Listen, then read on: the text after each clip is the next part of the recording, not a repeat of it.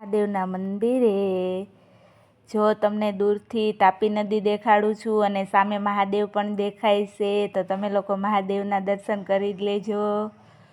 કેટલું સરસ પાણી છે. અમે લોકોએ ત્યાં ઊભા ઊભા વિડીયો બનાવ્યો, પાણી જોયું અને સામેથી મહાદેવ દેખાતા હતા. મેં એક વિડીયો પણ બનાવ્યો. પાણી પણ બહુ સરસ છે અને અમે લોકોએ ત્યાં મહાદેવના દર્શન કરવા ગયા હતા. હવે અમે મહાદેવના મંદિરે પૂગી ગયા છીએ અને અંદર બહારનો ગેટ છે, અંદર એન્ટ્રી થવી છે. મહાદેવનું મંદિર બહુ જ મસ્ત બની ગયું છે અને શ્રાવણ મહિનામાં મહાદેવના મંદિરે તો બહુ જ ટ્રાફિક હોય. આ મહાદેવના મંદિરની ઓફિસ છે. ગલતેશ્વર મહાદેવ મંદિર છે. મંદિરની બાજુમાં બહુ સરસ ગાર્ડન પણ બનાવીએ છીએ, તો તે ગાર્ડનનો વિડીયો છે આ.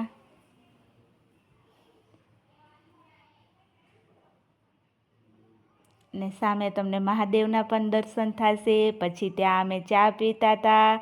પ્રસાદીમાં ચા હતી, તો આજે મેં પણ ચા પીધી પ્રસાદીની. અમે બધાય ચાની એન્જોય કરતા હતા. બધાએ ચા પીધી પ્રસાદીમાં. અને પાછળ તમે જોઈ શકો તો કેવડી મોટી મહાદેવની દર્શન કરવાની લાઈન છે. શ્રાવણ મહિનામાં તો આમે મહાદેવના દર્શન બહુ થાય. ત્યાં હનુમાન દાદાનું મંદિર પણ હતું, તો અમે લોકો હનુમાન દાદાના પણ દર્શન કર્યા. પછી ત્યાં કેવડી મોટી લાઈન છે મહાદેવના મંદિરના દર્શન કરવા માટે.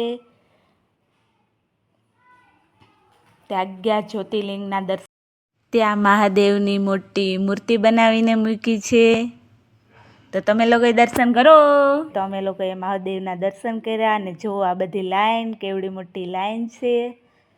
તો અમે લોકો ત્યાં બહાર ઊભા હતા અને સામે મહાદેવના મંદિરે જવાનું. તો અમે લોકો ચાલીને હવે મહાદેવના મંદિર સુધી જાશું.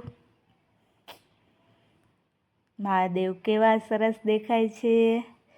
જો હવે મહાદેવના મંદિરે હાવ પૂગી ગયા છે અને ત્યાં બધાય ફોટોગ્રાફી ને વિડીયો ઉતારતા હતા મહાદેવના મંદિરે. તો અમે પણ થોડાક ફોટા પાડ્યા અને વિડીયો ઉતાર્યો. ગલતેશ્વર મહાદેવનું મંદિર છે. મહાદેવના મંદિરે તો બહુ બધી ટ્રાફિક હતી, તો મારો વારો તો આગળ આવતો નહોતો. મેં પાછળથી જ વિડીયો બનાવ્યો, કારણ કે મારા મહાદેવ આખા જ લેવાતા. એટલે પછી મહાદેવના મંદિરે જો પોઠિયાને પણ મૂક્યા છે, તો પોઠિયાના પણ દર્શન કરજો.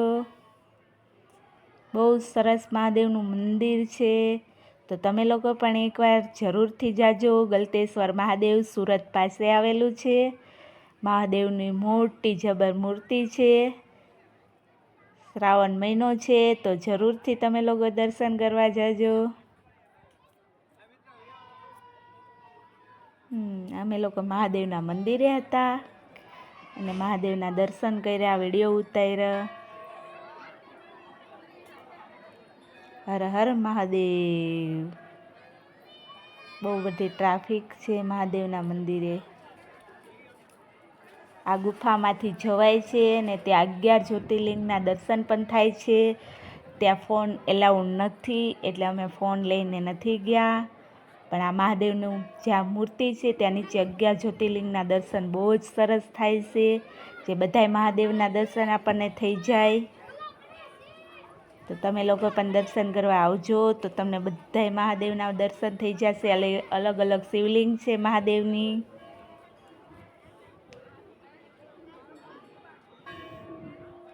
અને પછી બહાર આ મહાદેવનું મોટા જબર મહાદેવ બનાવેલા છે, તો અમે લોકો ત્યાં દર્શન કર્યા. પછી આવીશ તાપી કિનારે. તો જો મહાદેવના મંદિર પાસે જ એક્ઝેક્ટ તાપી કિનારો છે, તો કેટલું બધું પાણી આવેલું છે. તો અમે લોકો ત્યાં પાણી પણ જોયું અને મહાદેવના મંદિરે દર્શન કરીને તાપી કિનારે આવીને ઊભી છું.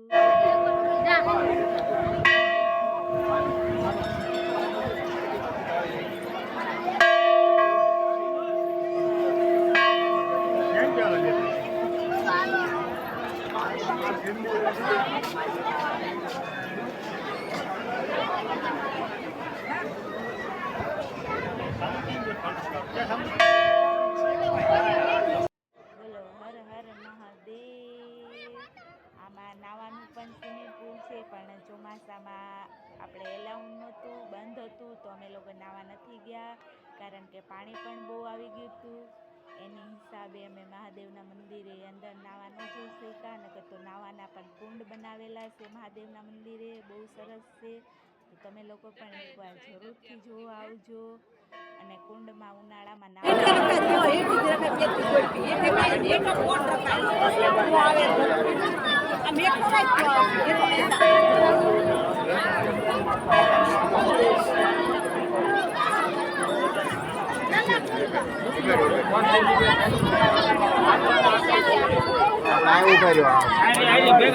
ભેગા